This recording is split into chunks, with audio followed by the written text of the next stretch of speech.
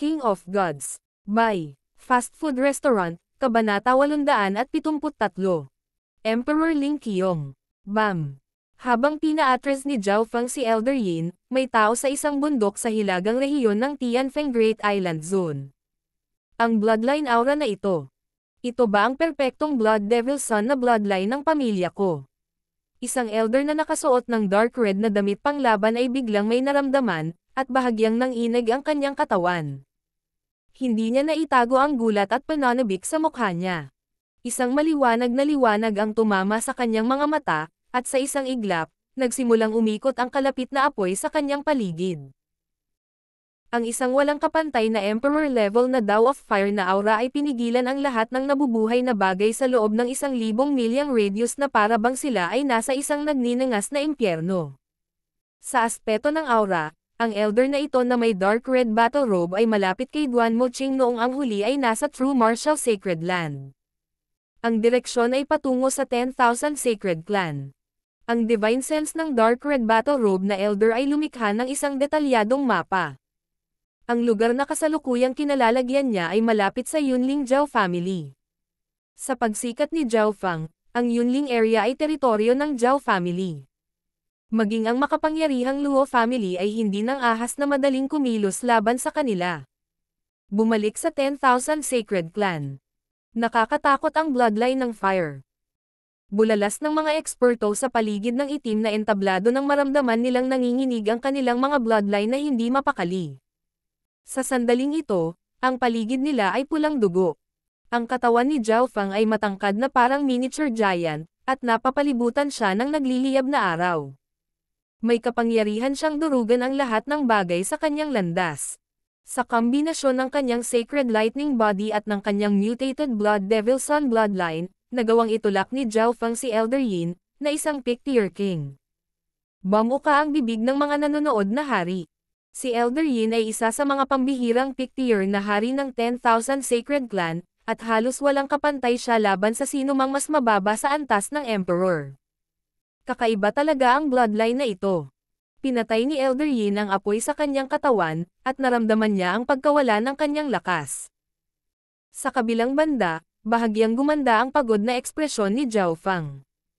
Pagkatapos ng kanyang paglalakbay sa Divine Illusion Dimension, mas nagamit ni Zhao Feng ang mutated Blood Devil Son bloodline ng mas mahusay. Ang na-mutate na bloodline ng Blood Devil Son ay labis na nangingibabaw at orihinal na may kakayahang mage road at mag-apoy ng mga bagay, ngunit ngayon ay mayroon na ring lifesteal na kakayahan. Bagamat hindi sumailalim si Zhao Feng sa anumang matinding labanan sa Exiyang Palace, ilang buwang pakikipaglaban sa kanyang katalinuhan at tapang laban sa Black Serpent Dragon at sa iba't ibang pakana ng puwersa ay nangangahulugan na wala siya sa kanyang pinakamahusay na estado. Maliit na bilang lamang ng mga tao ang nakapansin sa mga pagbabago kina Zhao Feng at Elder Yin. Kabilang sa kanila ay si Elder Yin mismo. Elder, kunin mo itong kamao.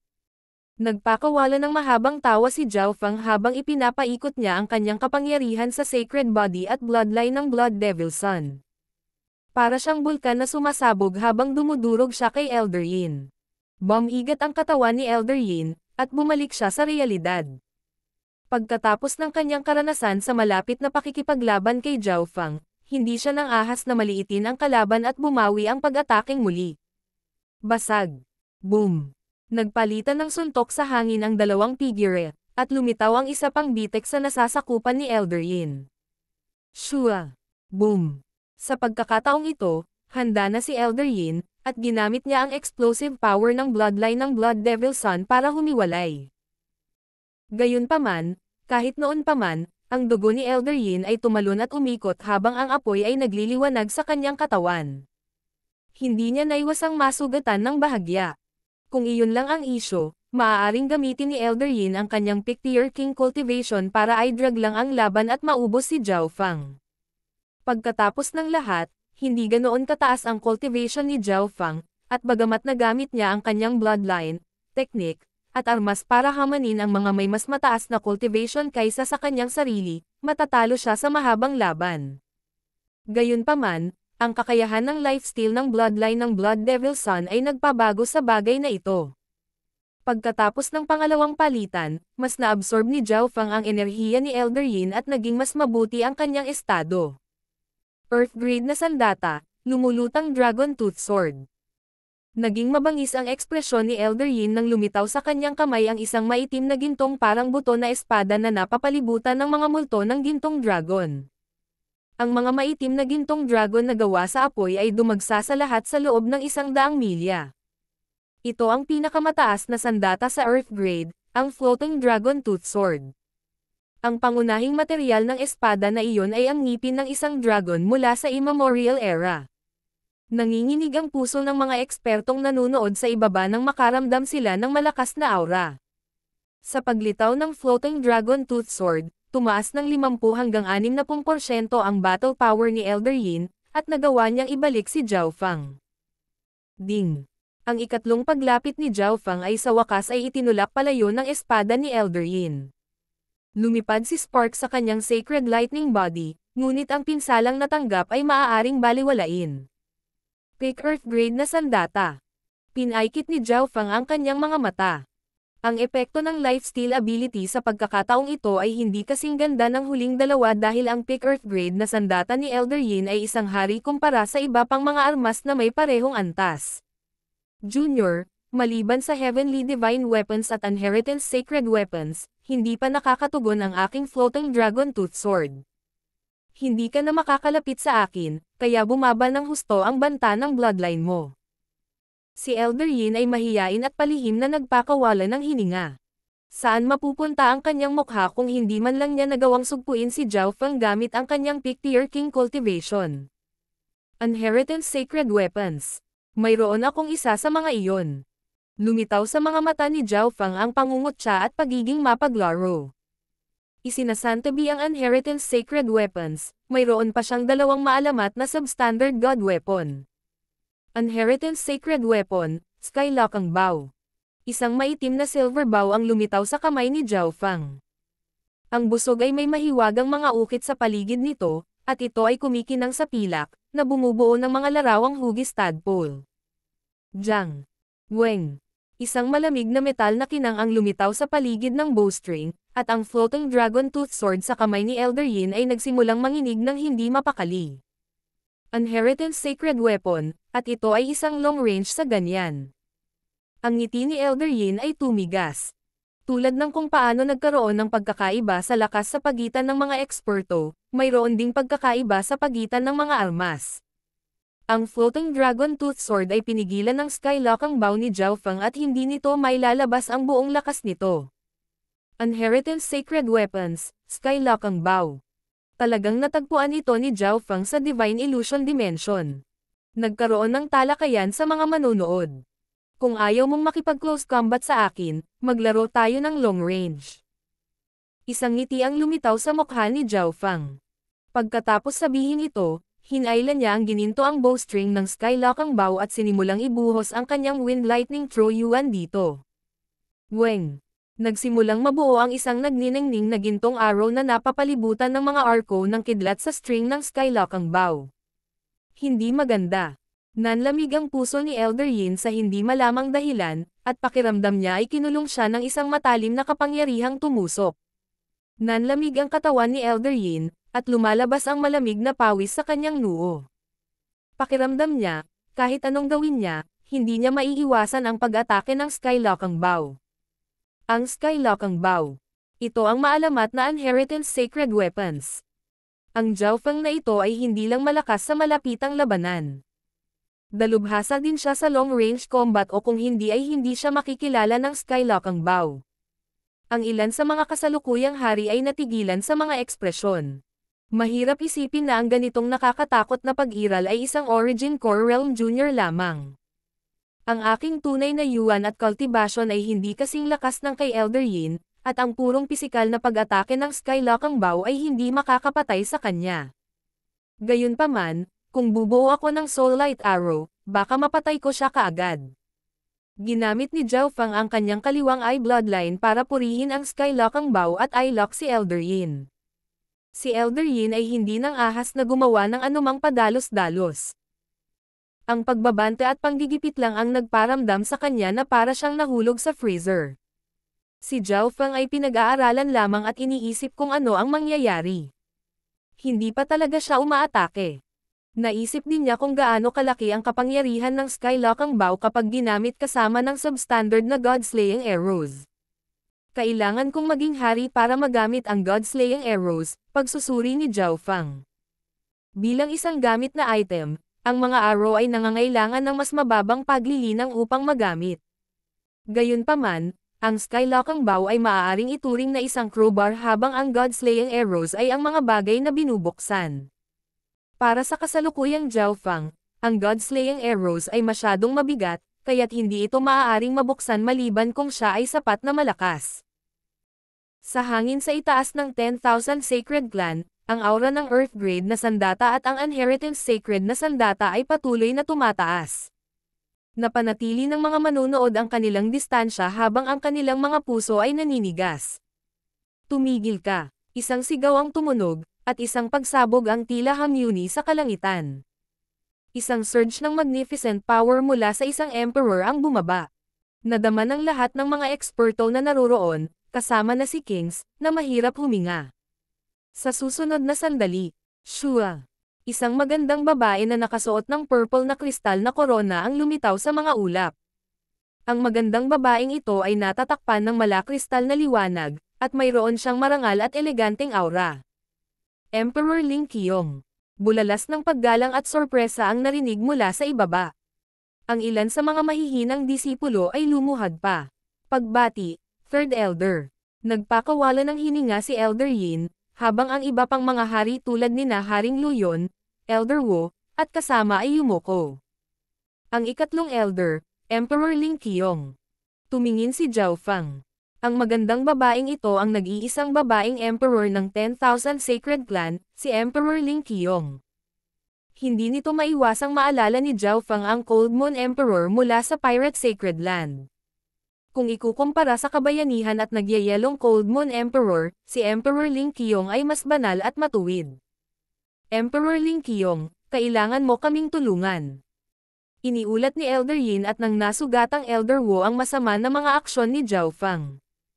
Hindi lamang ang brat na ito ay lumabag sa mga alituntunin ng angkan at walang pakialam sa buhay o pagkamatay ng kanyang mga kapwa-miyembro ng angkan, nagrebelde pa rin siya laban sa isang elder at nasaktan siya ng husto. Nakinig si Emperor Ling Qiong sa sinabi ng dalawang elder, ngunit ang kanyang ekspresyon ay kalmado ng tubig. Walang makapagsasabi kung ano ang iniisip niya. Si Zhao Feng ay lumulutang sa hangin at hindi nagpakita ng labis na panik laban sa panggigipit ng isang emperor. Tulad ng inaasahan sa isang henyo na pinupuri ni Duke Nanfeng. Ang papuri at interes ay sumilay sa mga mata ni Emperor Ling Qiong habang sinisiyasat niya si Zhao Feng. Hindi siya nagpakita ng mga palatandaan ng galit, at sa halip ay nagbigay siya ng isang kaaya-ayang ngiti. Pakiramdam ni na Elder Yin at Elder Wu ay hindi patas ang eksenang ito. Third Elder, kailangan mong ipatupad ang mga patakaran. Halos mabali na ang mga dati kong buto. Nanginginig ang boses ni Elder Wu. Siya ay kumilos na parang siya ay labis na nasugatan at sinubukang makakuha ng simpatiya. Nanlamig ang mukha ni Emperor Ling Qiong. Nakita ko ang lahat mula sa simula hanggang sa wakas. Nang marinig iyon, bumagsak ang puso ni Elder Yin at Elder Wu, at namutla ang kanilang mga mukha. Ayon sa ilang balita na narinig ko, magkakilala sina Emperor Ling Qiong at Duke Nanfeng. Si Haring Luyon at ang kumpanya ay nagsimulang mag-usap ng pribado sa hindi kalayuan. King of Gods, Kabanata 874. Tailit iyan.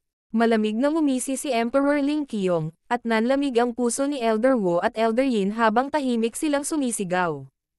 Sa katunayan, ang sinabi nila kanina ay pinalaki, ngunit hindi nila inaasahan na nakita na ni Emperor Ling Qiong ang lahat. Higit pa rito, kilala ni Emperor Ling Qiong si Duke Nanfeng, ang pinuno ng Tianfeng Great Island Zone, at hindi niya itinago ang kanyang papuri kay Zhao Feng. Dahil nakita ng Third Elder ang lahat, kung gayon mangyaring magbigay ng patas na paghatol. Iminungkahi ni Haring Luyon at ng kanyang kasama. Iilan lamang ang Void God Realm Emperors sa buong 10,000 Sacred Clan, at ang status ni Emperor Ling Qiong ang pinakamataas sa lahat ng naruroon. Higit pa rito, si Emperor Ling Qiong ay kilala sa nakasisiglang takot. Maraming tao ang gumagalang sa kanya habang ang iba ay napupuot sa kanya. Oo naman. Lumingon si Emperor Ling Qiong kay Zhao Fang. Zhao Fang. Isang malamig na boses ang umalangaw-ngaw sa buong Soul Dimension, at ang puwersa ng isang Emperor ay sumakop kay Zhao Fang. Boom! Umindayog ang figure ni Zhao Fang sa hangin, at nagpakita siya ng pagtataka. Akala niya noon, dahil pinuri siya ni Emperor Ling Qiong at kilala niya si Duke Nanfeng, malaki ang posibilidad na protektahan siya nito. Gayunpaman, mula sa kasalukuyang sitwasyon, tila itatatag ni Emperor Ling Qiong ang kanyang kapangyarihan sa harap niya. Gayunpaman, hindi talaga ito nagtagumpay. Kahit ang panggigipit ng isang emperor ay hindi napayuko si Zhao Fang, at sa wakas ay nagbago ang ekspresyon ni Emperor Ling Qiong. Napagtanto niya na minamaliit pa rin niya si Zhao Fang. Siya ay talagang karapat-dapat na purihin ni Duke Nanfeng at ng isang taong sinubukang ay ugoy ng Duke sa kanyang tabi. Noon, tinanggihan pa ni Zhao Fang ang titulong Marquis. Maaari ko bang tanungin si Third Elder kung ano ang nagawa kong mali at paano mo ako parurusahan? Mahinahong tanong ni Zhao Fang. Sa sandaling ito, ayaw niyang makipaglaban sa isang emperador o sa buong 10,000 Sacred Clan. Pagkatapos ng lahat, ginamit ni Zhao Fang ang 10,000 Sacred Clan bilang isang malaking stepping stone. Zhao Fang, iniwan mo ba ang grupo sa Divine Illusion Dimension? Nagtanong si Emperor Ling Qiong, at ang magnificent power mula sa kanyang katawan ay lumakas ng durog ito laban kay Zhao Fang. Ang normal kings ay gumuho na, ngunit ang ekspresyon ni Zhao Fang ay nanatiling pareho. Oo, si Zhao Fang ay napaka-prangka. Wala ka bang respeto sa isang elder at sinaktan mo si Elder Wu? Naging malamig ang boses ni Emperor Ling Qiong. Oo, walang pag-aalinlangan na sagot ni Zhao Fang. Ang lahat ay patay na tahimik habang sina Elder Wu at Elder Yin ay nalulugod na mga ekspresyon. Noong una ay inakala nila na paprotektahan ni Emperor Ling Qiong si Zhao Fang, ngunit ang katotohanan ay ganap na kabaligtaran. Ang ilan sa mga miyembro ng clan ay tumingin kay Zhao Fang na may nakikiramay na mga ekspresyon. Alam ng lahat na ang pananakit ni Zhao Fang kay Elder Wu ay isang aksidente at nasa pagtatanggol pa rin sa sarili. Napakagaling. Zhao Fang, hinahangaan ko ang iyong prangka. Kahit na ang iyong mga aksyon ay pinilit at naiintindihan, walang nakakaalam kung ano talaga ang nangyari sa Divine Illusion Dimension, kaya hindi pa kita maaaring parusahan. Ang mga salita ni Emperor Ling Qiong ay napalitan. Nang marinig iyon, sumang-ayon sina Elder Wu at Elder Yin. Sa hitsura nito, parurusahan ni Emperor Ling Qiong si Zhao Fang, ngunit ang katotohanan ng nangyari sa Divine Illusion Dimension ay kailangan pa ring kumpirmahin. Pagkatapos ng lahat, walang makapagpapatunay kung ang mga salita ni Zhao Fang ay totoo o hindi. Marahil ay pinagtaksilan pa ni Zhao Fang ang grupo ng 10,000 Sacred Clan. Hindi mo ba ako paparusahan ngayon? Nangangahulugan ba iyon na maaari akong bumalik at maglinang ngayon? Mabagal na sabi ni Zhao Fang. Hindi niya talaga inisip ang posibilidad na parusahan siya ni Emperor Ling Qiong sa puso.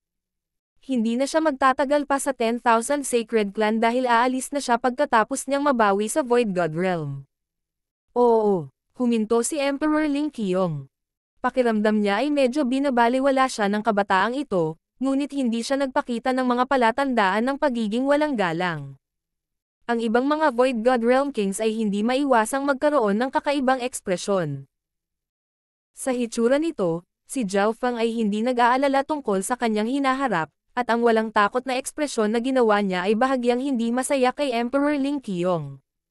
Ikukulong kita ng 2 buwan bago mabunyag ang katotohanan. Sa susunod na 2 buwan, hindi ka pinapayagang umalis sa 10,000 Sacred Clan o kung hindi, ikaw ay tatakpan bilang isang taksil at papatayin sa paningin. Lumitaw ang lamig sa mukha ni Emperor Ling Qiong, at ang mga kalapit na hari ay nakaramdam ng nakakatakot na presyon na nagpalundag sa kanilang mga puso. Alam ng mga pamilyar kay Emperor Ling Qiong na si Zhao Fang ang naging dahilan upang bahagyang hindi siya maligaya. Sa ugali ni Emperor Ling Qiong, malaki ang posibilidad na tuturuan niya ng leksyon si Zhao Fang. 2 buwan. Ang mga yapak ni Zhao Fang ay tumigil saglit, at umalis siya sa itim na entablado na para bang ang lahat ng ito ay walang kinalaman sa kanya. Sa totoo lang, pinaplano ni Zhao Fang na mag-cultivate ng 2 o 3 buwan at i-recover muna ang kanyang cultivation sa Void God Realm. Pagkatapos, ang kanyang lakas ay magiging malapit sa rurok ng kanyang nakaraang buhay, ang Left-Eyed Heavenly Emperor. Whoosh! Isang sinaunang kalisya ang lumitaw sa ilalim ng mga paa ni Zhao Fang at bumaril sa kalangitan patungo sa kailaliman ng 10,000 sacred clan na may naglalagablab na berdeng apoy. Ang bilis! Ito ay malapit sa antas ng isang emperor. Natigilan ang ibang mga hari. Kailan binago ni Junior Marshal Brother Zhao ang kanyang paraan ng transportasyon? Ang mga mata ng ilang disipulo ay puno ng inggit at selos habang pinapanood nila si Zhao Fang na umalis. Substandard God Crystals. Hindi napigilan ni Emperor Ling Qiong na mapasigaw habang mahina niyang naramdaman ang kaguluhan ng isang Substandard God Crystals mula sa nagniningas na karwahe. Ang mga Substandard God Crystal ay karaniwang ang pinakamataas na ranggo na Primal Crystal Stones. Maging ang mga Emperor ay naaakit sa mga Substandard God Crystal, at kailangan sila ng mga Mystic Light Realm Sacred Lords upang linangin. Gayunpaman, ang isang Substandard God Crystal na tulad nito ay ginamit upang panggatong sa isang karo. Nangangahulugan ito na hindi na kailangang ilagay ni Zhao Fang ang kanyang True Yuan sa karwahe, at magkakaroon pa rin ito ng malaking supply ng enerhiya. Pinanood ni Emperor Ling Qiong at ng iba pang mga eksperto sa Void God Realm si Zhao Fang na pumasok sa kaibuturan ng 10,000 Sacred Clan. Dahil ang ruta ni Zhao Fang ay tila hindi siya aalis sa angkan, hindi siya pinigilan ni Emperor Ling Qiong at ng kumpanya. Sa loob ng ilang dosenang paghinga, bumalik na si Zhao Fang sa kanyang patio. Pagkatapos ay naglagay siya ng palatandaan na siya ay nasa pag-iisa at nagsimulang magtanim. Bago siya nagsimulang mag-cultivate, pinagsama ni Zhao Fang ang kanyang kamalayan sa Little World sa loob ng Misty Spatial World. Ang Little World na ito ay may mga ilog, lawa, damo, puno, at mga buhay na nilalang. Naglagay si Zhao Fang ng ilang kakaibang kayamanan, tulad ng Green Water Sky Lotuses, Spiritual Flesh Snow Jade Lotus Roots, at tulad nito sa Little World. Bukod pa riyan, inilagay din niya ang 5 lason na Katanji tanging pukyutan sa isang tiyak na lugar at kailangan niyang bigyan sila ng pollen ng tuloy-tuloy. Ang lahat ng mga gawaing ito ay ibinigay sa maliit na pasang magnanakaw. Meow meow.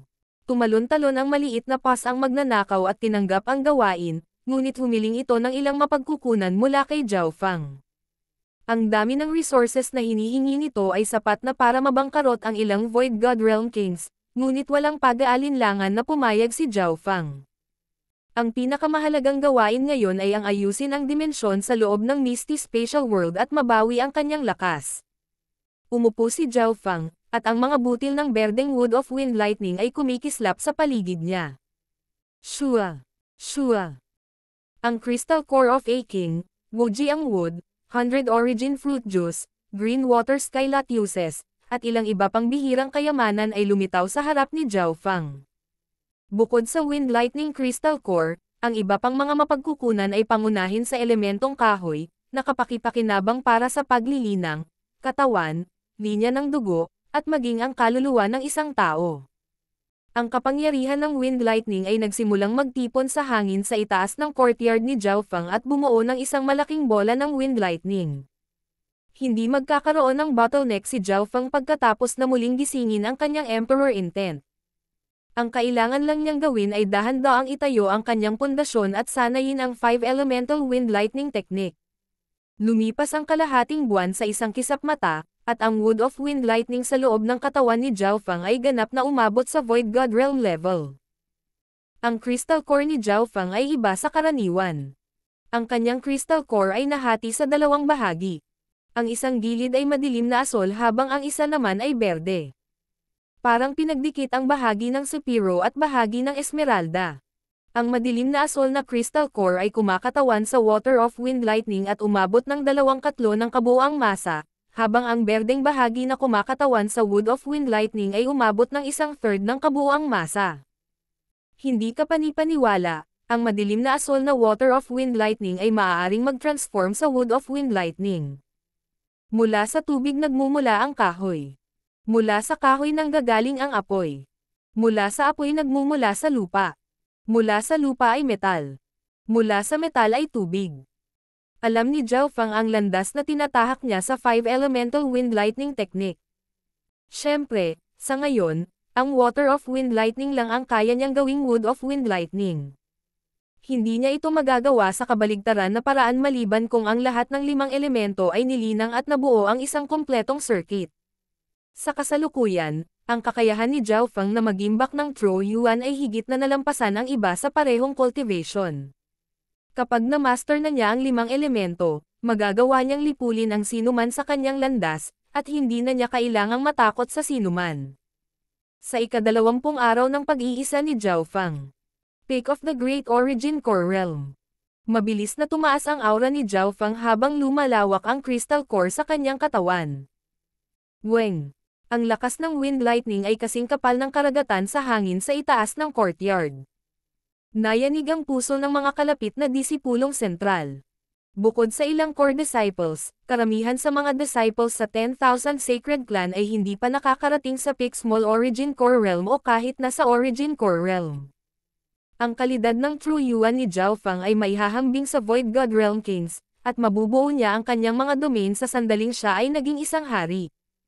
Isang hakbang na lang para maabot ko ang rurok ng aking nakaraang buhay at pagkatapos ay malampasan ito. Ang mga mata ni Zhao Feng ay kumikinang sa pananabik at pag-asa.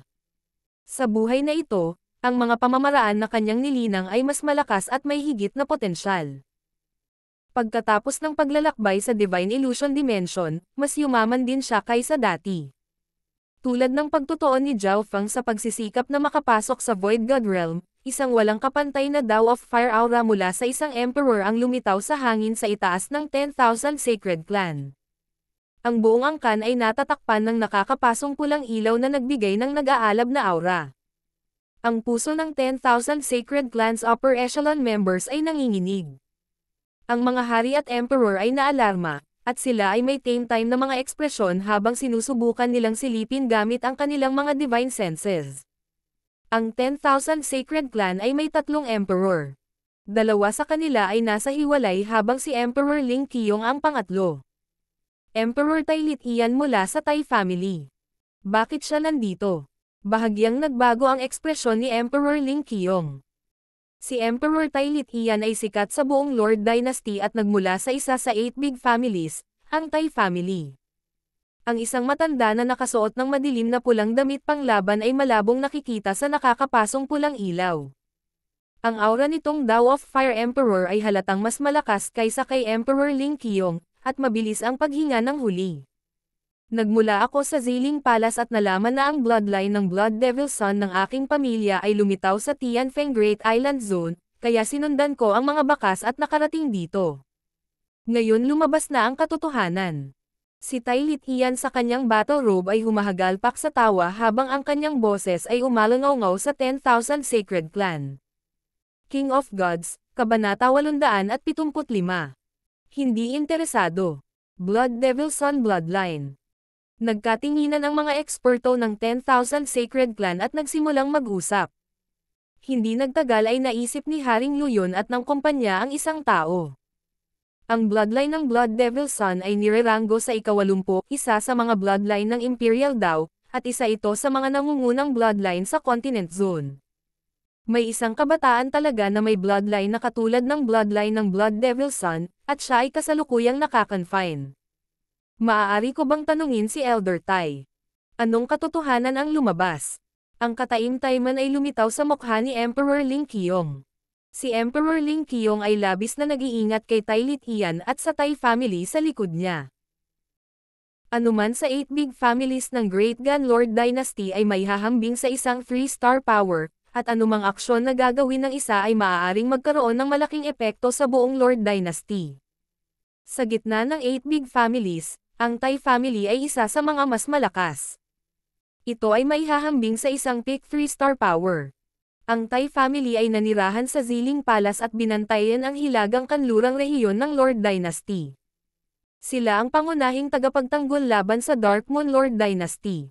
Lahat ng miyembro ng Tai family ay itinaas sa pamamagitan ng bakal at labanan. Ang kanilang lakas ay halos walang kapantay sa mga nasa parehong henerasyon. Kung ikukumpara, ang 10,000 Sacred Clan ay hindi kahit isang 3-star power, lalo pa ang pinakamataas na 3-star power. Hindi ito may kukumpara sa Tai family. Sa makatuwid, ang kapaligiran ngayon sa 10,000 Sacred Clan ay napaka-tense. Ang Tai family ay talagang isang kapangyarihan na hindi pananggahasang saktan ng 10,000 Sacred Clan. Napakalakas ng battle power ni Tai Litian, at madali niyang matatalo ang mga normal na emperor. Hahanapin ko si Zhao Feng at bubuhayin siya pabalik sa Tai family. Nag-init ang mga mata ni Tai Litian habang iniisip ang isang perpektong bloodline ng Blood Devil Son.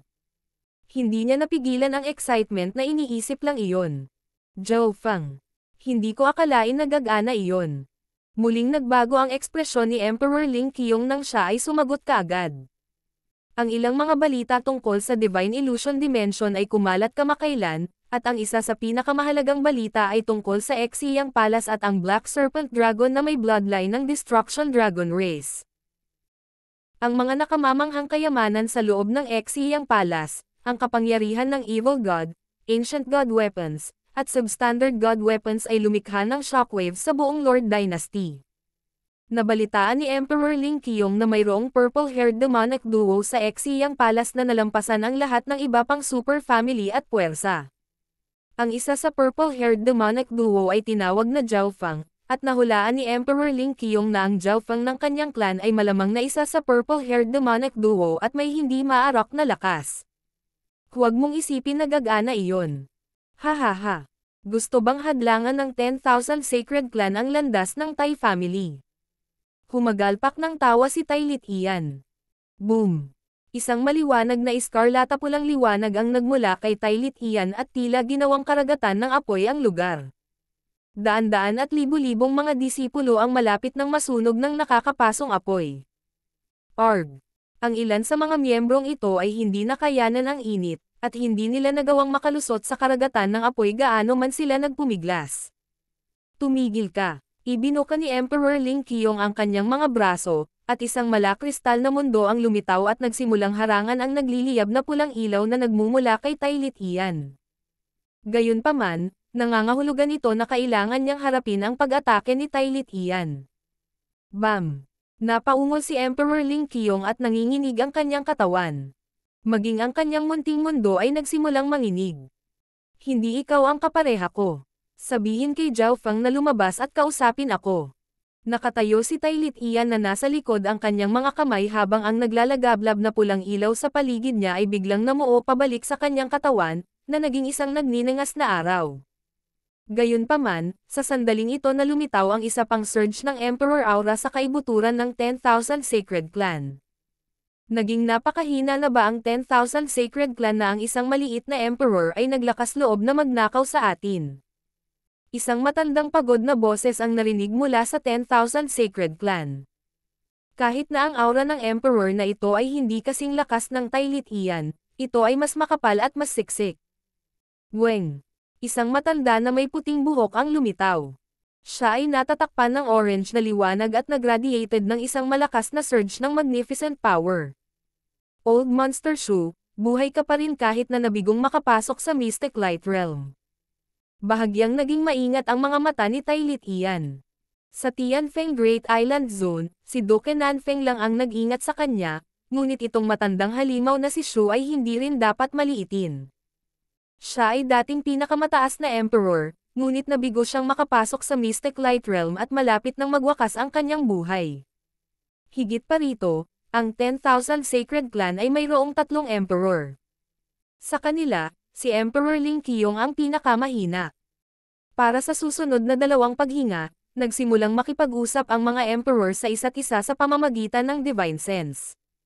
Nararamdaman ng ibang mga hari ang pag-alo ng Divine Senses, ngunit hindi ang sinabi nila. Pagkaraan ng mahabang panahon, nagsalita ang matanda na may puting buhok na natatakpan ng kulay kahel na liwanag. Sige, gagawin namin ang gusto mo. Shua. Sa sandaling sinabi niya ito, ang Emperor Projection ng Old Monster Shu ay nawala. Walang nakakaalam kung anong uri ng kasunduan ang narating ng mga emperador na ito. Sabihin kay Zhao Feng na lumabas at gumawa ng desisyon. Sabi ni Emperor Ling Qiong na may malamig na ekspresyon. Dahil sa kanilang pag-iingat sa Tai family, ang 10,000 Sacred Clan ay kailangang umatras, ngunit gusto nilang gawing mas maganda ito at hayaan si Zhao Feng na magdesisyon para sa kanyang sarili. Kumpiyansa si Tai Litian, kaya pumayag siya. Makalipas ang ilang sandali, sa pag-uulat kay Emperor, ang lugar kung saan nililinang ni Zhao Feng ay hindi malapitan dahil ang puwersa doon ay masyadong malakas. Dumating ang isang kalahating hakbang na hari at sinabi sa nagmamadaling tono. Ang divine senses ni Emperor Ling Qiong at Tai Litian ay lumiko patungo sa isang lugar. Isang whirlpool ng hangin at kidlat kasabay ng malakas na pag-alon ng kahoy at tubig ay nagmula sa lokasyong iyon. Hahaha, tulad ng inaasahan ng isang miyembro ng Tai family, na namamahala upang makuha ang layunin na kinakailangan upang maging isang hari. Humagalpak ng tawa si Tai Litian, at naging pangit ang mga ekspresyon ng mga miyembro ng upper echelon gaya ni Emperor Ling Qiong at ng iba't ibang hari. Ang ganitong henyo ay talagang hindi pa natuklasan ng 10,000 Sacred Clan. Shua! Si Tai Litian at Emperor Ling Qiong ay lumitaw sa himpapawid sa itaas ng patio ni Zhao Feng. Sa loob ng silid, nagsalubong ang mga kilay ni Zhao Feng habang naglalakad siya palabas at nakatingin sa dalawang emperor sa hangin. Ikaw si Zhao Feng. Napakahusay. Ang mukha ni Tai Litian ay napuno ng papuri, at isang nagniningas na mainit na liwanag ang lumitaw sa kanyang mga mata, na nagpatindig sa mga balahibo ni Zhao Feng. Ang lakas ng Tai Litian na ito ay halos umabot na sa antas ng pinakamataas na emperor, at mas malakas siya kaysa kay Emperor Muyon, na nakaharap ni Zhao Feng sa Pirate Sacred Land. Tulad ng pakiramdam ni Zhao Feng ay nawawala. Shua! Ikinaway ni Tai Litian ang kanyang kamay, at lumitaw ang isang matandang figure mula sa kanyang little world. Lolo Zhao. Hindi mapigilan ni Zhao Feng na mapasigaw. Si Lolo Zhao ang lolo ng orihinal na Zhao Feng. Dahil ang orihinal na mga magulang ni Zhao Feng ay namatay noong siya ay bata pa, ang kanyang lolo ang nagpalaki sa kanya. Parang mag-ama ang relasyon ng dalawa. Fenger, naaalala mo pa ba ang apelyido ng iyong ina? Isang mahabang buntong hininga ang pinakawalan ni Lolo Zhao habang natatakpan ng masalimuot na emosyon ang kanyang mukha. Nalaman niya ang sikreto ng bloodline ni Zhao Feng, at hindi ito kasing simple ng inaakala niya. Apelyido. Nagsimulang mag-isip si Zhao Feng. Dahil nilinang niya ang 10,000 Divine Thoughts Technique, madali niyang mahanap ang mga alaala sa kaibuturan ng kanyang isipan. Hindi nagtagal ay natagpuan niya ang sagot. Ang pangalan ng orihinal na ina ni Zhao Feng ay si Tai Shuli. Tai. Ang mga katawan ni Emperor Ling Qiong at ng mga hari mula sa 10,000 Sacred Clan ay nanginginig sa hindi paniniwala. Oo, hindi ko akalain na ang iyong ina ay magiging miyembro ng isa sa 8 big families. Sabi ni Lolo Zhao. Halata naman na hindi lang niya ito nalaman. Tumigil sandali si Zhao Feng. Talagang naging curious siya sa kanyang bloodline at nagpaplanong bumalik sa Zhao family at magtanong tungkol dito. Hindi niya inaasahan na ang bloodline ng Blood Devil Son na ito ay nakakuha ng atensyon ng isang eksperto mula sa Tai family. Matapos malaman ang katotohanan, ang nakatataas na echelon ng 10,000 Sacred Clan ay hindi napigil ang mapabuntong hininga. Nang hindi man lang mag-isip tungkol dito, tiyak na pipiliin ni Zhao Feng na pumunta sa Tai family at hindi manatili sa 10,000 Sacred Clan, na isang peak 2-star power lamang. Hindi pa banggitin, si Zhao Feng ay kaka-confine lang ni Emperor Ling Qiong kanina lang. Hindi katakataka na si Tai Litian ay lubos na nagtitiwala at gumawa ng kasunduan upang hayaan si Zhao Feng na magdesisyon ng mag-isa. Fenger, bakit hindi mo sinusunod ang Emperor na ito? Nagbabala at sumenya si Lolo Zhao kay Zhao Feng, na parang sinasabi na ang pagsali sa isang super family tulad ng Tai family ay makakatulong sa Zhao Feng at sa Zhao family.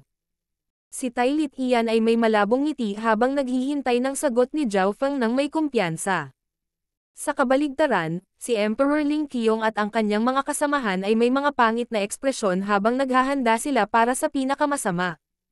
Paumanhin, ngunit hindi ako interesado sa aking pagkapanganay. Sa ngayon, Gusto ko lang mag-focus sa cultivation. Inilibot ng tingin ni Zhao Fang ang dalawang emperor sa ere at tumalikod, naiwan ang imahe ng kanyang likod habang siya ay naglalakad palayo. Natigilan ang lahat.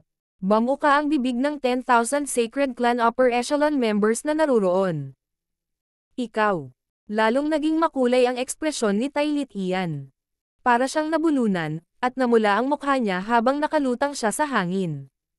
Hihihi, hindi nagpa siya si Zhao Fang na umalis kasama ka. Ayon sa kasunduan na ginawa natin. Si Emperor Ling Qiong ay labis na nagulat at nagpakawala ng isang mahinang ngiti. Hindi niya akalain na hindi magiging interesado si Zhao Fang na bumalik sa Tai family. Hindi rin niya piniling manatili sa 10,000 Sacred Clan. Malamig na bulong ni Tai Litian habang umalis kasama si Lolo Zhao. Ayon sa deal, hindi pa siya talo. Hindi pinili ni Zhao Fang ang 10,000 Sacred Clan o ang Tai family. Masasabing hindi siya interesadong pumili. Nagsimulang magtanim muli si Zhao Fang sa kanyang silid. Ang 10,000 Sacred Clan ay naging kalmado at tahimik muli pagkaalis ni Tai Litian. Nag-utos si Emperor Ling Qiong na huwag hayaang makapasok ang sinuman sa paligid ng patio ni Zhao Fang. Si Zhao Fang ay hindi nakikialam sa mga emperor na kasing lakas ni Tai Litian. Talaga bang isa siya sa purple-haired demonic duo at isa sa pinakamalaking nanalo sa Exiyang Palace? Natural na naramdaman ni Emperor Ling Qiong na ang 10,000 Sacred Clan ay hindi kayang pigilin ang tumataas na dragon na ito. Lumipas ang oras, at naglakbay ang mga balita mula sa gitnang rehiyon ng kontinente patungo sa Tianfeng Great Island Zone malapit sa karagatan. Ang balita ay nabigla kay Emperor Ling Qiong at sa nakatataas na echelon ng 10,000 Sacred Clan. Halos 2 buwan na ang lumipas mula nang matapos ang Divine Illusion Dimension. Sa loob ng silid, naabot na ni Zhao Fang ang kritikal na yugto ng kanyang cultivation, at ang mga surge ng Wind Lightning True Yuan sa kanyang crystal core ay nagsimulang bumuo ng outline ng True Yuan Dimension. Dahil si Zhao Fang ay mayroon ng Emperor Intent, ang kanyang True Yuan ay may hahambing sa isang half-step king noong siya ay nasa pinakamataas na Great Origin Core Realm. Ang huling 2 buwan ng paglilinang ay halos nagpahintulot sa kanya na maging isang hari. Ang kailangan lang niyang gawin ay buuin ang kanyang True Yuan Dimension. King of Gods, Kabanata 876. Brewing Storm, Pagbabalik ng Hari. Ang lugar sa paligid kung saan nililinang ni Zhao Fang ay ganap na na-clear ng upper echelon ng clan. Walang ibang tao sa loob ng 100 milya mula sa kanya. Weng. Ang puyo ng hangin at kidlat sa itaas ng patio ay kasing kapal ng karagatan. Ang bawat hininga ay nagdulot ng malaking tipak ng wind lightning na bumubulusok at pagkatapos ay nailabas ang maruming Yuan Qi. Dahil sa puwersang ito, maging ang mga hari ay nakaramdam ng pressure at hindi makalapit. Mayroong paminsan-minsang divine sense na tumitingin patungo sa lugar kung saan nililinang ni Zhao Fang. Mahirap isipin na natupad na niya ang mga kinakailangan para makalusot sa isang hari sa murang edad. Hindi siya malayo sa aktwal na paglusot. Ang kapangyarihan ng kanyang wind lightning intent ay lumalampas din sa karaniwan. Ang mga hari ng 10,000 Sacred Clan ay tinalakay ng pribado. Halos 2 buwan na ang lumipas mula noong Divine Illusion Dimension. Sa panahong ito kung kailan naglilinang si Zhao Fang, sunod-sunod na balita ang nagmula sa Lord Dynasty. Sa loob ng isang kristal na palasyo sa isang mataas na bundok ng 10,000 Sacred Clan.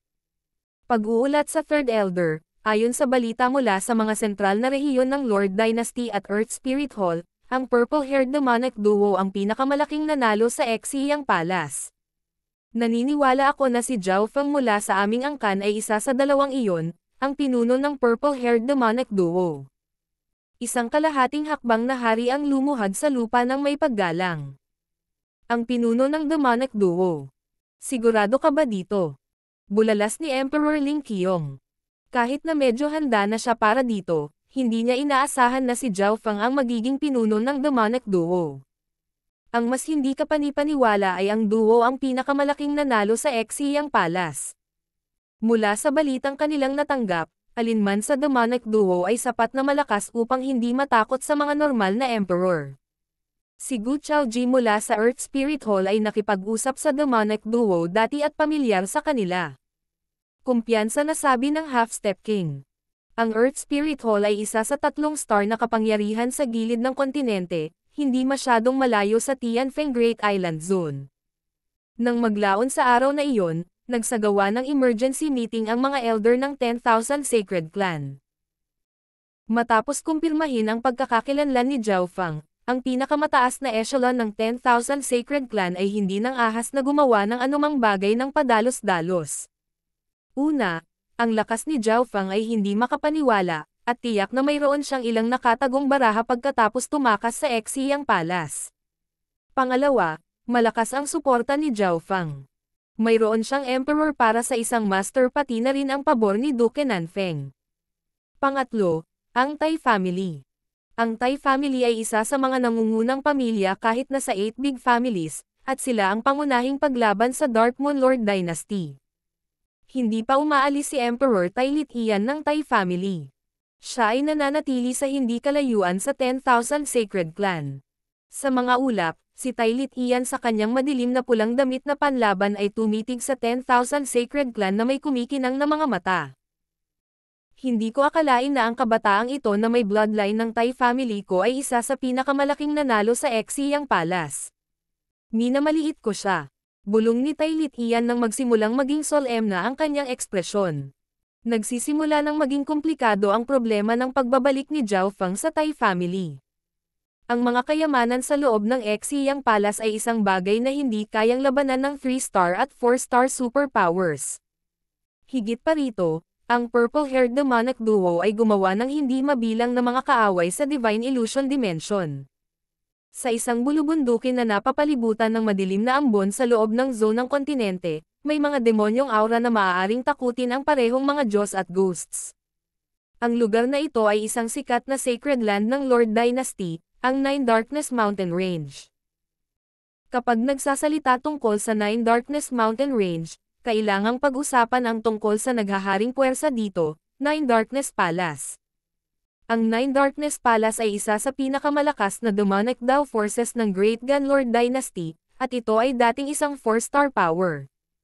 Kahit na ngayon ay isa na lamang itong pinakamataas na 3-star power, isa itong piling puwersa kasama ng iba pang 3-star na puwersa, at ito ang mahalagang pinuno ng mga demonic Dao cultivator. Gayunpaman, sa araw na ito, ang mga dagandong ng galit at mga pag-aalsa ng layuning pagpatay ay nagmula sa loob ng gitnang bulwagan ng Nine Darkness Palace. Ang mga elite ng Nine Darkness Palace ay pinatay ng isa sa demonic duo, si Nan Gongsheng. Si Jiu Wuji ay nakalusot upang maging isang Pick-tier king sa puntong iyon, ngunit hindi man lang niya kayang labanan ang brat na iyon. Mukhang totoo ang balitang nagmamana siya ng kapangyarihan ng Evil God. Ang mga may-ari ng mga boses na ito ay pawang mga hari ng Pick-tier. Marami sa kanila ay mga emperador o mas malakas pa. Ang ilan sa mga demonic Dao emperors ay kalalabas lamang sa pag-iisa at nagalit sa balitang ito. Talon ang puso ng normal kings at hindi sila makahinga kung nandito sila.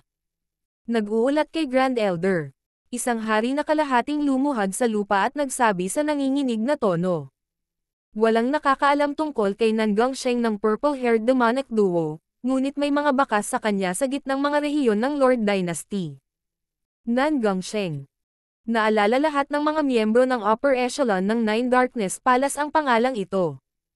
Ang taong ito ang pumatay sa lahat ng elite mula sa Nine Darkness Palace na pumasok sa Exiyang Palace. Ang lakas panlaban ni Nan Gongsheng ay hindi bababa sa maihahambing sa isang emperor. Bukod dyan, si Zhao Feng ng purple-haired demonic duo ay nagmula sa 10,000 Sacred Clan ng Tianfeng Great Island Zone. Ang lugar na iyon ay teritoryo ni Duke Nanfeng. Ang hari ay kalahating lumuhad sa lupa at tumingin sa Grand Elder na natatakpan ng demonyong liwanag. Ang aura ng Grand Elder ay lubhang walang laman. Ang kanyang katawan ay tila walang timbang. Para siyang bola ng demonyong liwanag na lumagpas sa hangganan ng laman at dugo. Kung hindi lang talaga sila nakatingin kay Grand Elder ay hindi na siya pinansin. Hindi pa nagsasalita ang Grand Elder simula pa lang. Dalawang makapangyarihang pag-iral ang nakatayo sa kanyang kaliwa at kanan. Isang itim na nakasuot ng Demon Lord at isang kaakit-akit na demonyong batang babae sa lilang itim na apoy ayon sa pagkakabanggit. Sa ilalim ng tatlong pangunahing tauhan na ito ay ang iba pang mga emperor, kabilang ang ilang pinakamataas na mga emperor. Ang pagpatay kay Nan Gongsheng ay mangangailangan ng kahit ilang emperor. Para masigurado ang ating tagumpay, magpapadala kami ng Mystic Light Realm Sacred Lord. Walang nakakita sa kaakit-akit na demonyong batang babae sa itim na apoy na nagsabi ng kahit ano, ngunit ang kanyang boses ay umalingaw-ngaw sa parehong pisikal at mental na sukat. Mystic Light Realm Sacred Lord. Nanginginig ang puso ng mga hari at emperor na naruroon. Ang Peak Emperors ay nasa antas ni Duan Muqing, ang Wind Lightning Emperor, at maging ang Emperor of Death. Ayon sa lakas ni Nan Gongsheng, 2 o 3 Peak Emperors ay higit pa sa sapat upang patayin si Nan Gongsheng, ngunit ang mataas na echelon ng Nine Darkness Palace ay nagbigay ng malaking kahalagahan sa bagay na ito. Para sa isa pang tao ng demonic duo, si Zhao Feng, siya ay sinasabing napaka-misteryoso at hindi dapat minamaliit. Ang nakaitim na Demon Lord ay tumango. Sa sandaling ito, nagkatinginan ang dalawang Mystic Light Realm Sacred Lords habang sila ay nagdesisyon. Ang naliliwanagan ng demonyong Grand Elder na nakaupo sa gitna ay nagbitaw ng isang salita. Sige. Sa pangalawa niyang sinabi iyon, nawala ang hindi maarak na Grand Elder. Kung nandito ang Demigod Kunyon, magugulat siya sa kanyang nakita. Sa ibang lugar sa Great Gunlord Dynasty, sa isang lugar na kilala bilang Sky Suspension Palace, isang grupo ng mga palasyo ang lumutang sa gitna ng mga ulap. Parang langit ang lugar na ito dahil mababa ang tingin nito sa lahat. Sa isang nag-iisang rurok ay nakaupo ang dalawang mortal na may normal na aura na naglalaro ng chess sa isa't isa. Ang dalawang mortal na ito ay isang malabo ang mukha na malaki ang tainga na mataba at isang kulubot na matanda na walang anumang palatandaan ng buhay. Whoosh! Sa puntong ito, bumaba ang napakagandang aura ng isang emperor. Sa pag-uulat sa dalawang martial ancestors, mahina nating nararamdaman ang direksyon ng Black Serpent Dragon.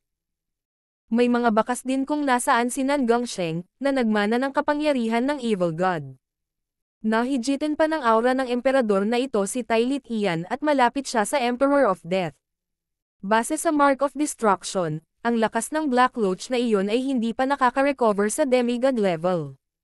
May pagkakataon pa na masil ito ngayon. Ang kulubot na matanda. Masyadong malaki ang presyong kailangan para masil ang Black Loach na iyon. Kailangan nating kalagkarin ang mga matandang undead mula sa Grand Imperial Hall kasama natin. Tiyak na hindi nila papanoorin ang Lord Dynasty na magtatapos na lang. Tuso ang tono ng mukha ng matanda. Nagkatinginan ang dalawang mortal na ito at hindi nagtagal ay nagkasundo. Sa sandaling ito, si Zhao Feng ay naglilinang pa rin sa 10,000 Sacred Clan. Hindi niya namalaya na nakapasok na pala siya sa whirlpool ng Lord Dynasty. Isa lang ang target niya ngayon, at iyon ay ang makabawi sa Void God Realm at pagkatapos ay malampasan ang rurok ng kanyang nakaraang buhay. Oras na. Ipinalibot ni Zhao Feng ang Wood and Water of Wind Lightning. Ang crystal core sa loob ng kanyang dantian ay naging matatag at hindi magbabago sa laki, ngunit ang panloob na bahagi ng crystal core ay nagbago ng malaki. Ang tunay na yuan ay naging karagatan at bumuo ng sarili nitong dimensyon. Sa pagbuo ng True Yuan Dimension, si Zhao Feng ay haantong sa domain ng Kings. So. Sa araw na ito, ang tunog ng paglipad ay lumitaw sa himpapawid, at sunod-sunod na makapangyarihang mga aura ang tumakip sa 10,000 Sacred Clan. Ang mga mayari ng mga aura na ito ay hindi bababa sa mga Void God Realm Kings, at mayroong 4 o 5 Void God Realm Emperors. Iyon. Nagpakita si Tai Lit Ian ng pagtataka habang lumulutang siya sa hangin. Nakilala na niya kung saan nanggaling ang puwersang ito. Sa buong Lord Dynasty, kakaunti lang ang 3-star forces. Void God Realm experts mula sa Earth Spirit Hall. Nagkaroon ng kaguluhan sa buong 10,000 Sacred Clan. Maging si Emperor Ling Qiong ay nagsimulang mataranta. Malamang walang magandang intensyon ang Earth Spirit Hall. Nanlamig ang puso ni Emperor Ling Qiong. Ang Earth Spirit Hall ay ang tanging 3-star na kapangyarihan sa nakapalibot na lugar, at ito ay bahagyang mas malakas kaysa sa Mystic True Sacred Clan na pinanggalingan ni Zhao Feng. 10,000 Sacred Clan. Ito ang clan na pinanggalingan ni Zhao Feng. Si Gu Chaoji ay kabilang sa mga hari at emperor. Nagsimulang mag-scan ang kanyang divine sense sa 10,000 Sacred Clan. Bagamat siya ay nag-iingat kay Zhao Feng, ang pagkakaiba ng lakas sa pagitan ng dalawang puwersa ay napakalaki. Ang Earth Spirit Hall ay isang 3-star power, at ang 10,000 Sacred Clan ay isang 2-star power. Ito ay magiging isang ganap na pagpatay. 10,000 Sacred Clan, ibigay si Zhao Feng ng purple-haired demonic duo. Isang boses ang tumunog sa langit at lupa at naging sanhi ng pagyanig ng mga bundok sa ilalim ng 10,000 Sacred Clan habang tinakpan sila ng mga alon ng magnificent power. Hindi nagulat ang upper echelon ng 10,000 Sacred Clan na gusto ng Earth Spirit Hall si Zhao Feng. Si Emperor Ling Qiong at ang kumpanya ay likas na tumingin sa lugar kung saan nililinang ni Zhao Feng at natagpuan na ang whirlpool ng wind lightning sa itaas ng courtyard ay naglalaho. Sa sandaling ito, tahimik na natapos ni Zhao Feng ang kanyang tagumpay at itinago ang kanyang aura. Talagang hindi ito bagong bagay na magagawa ng Kings.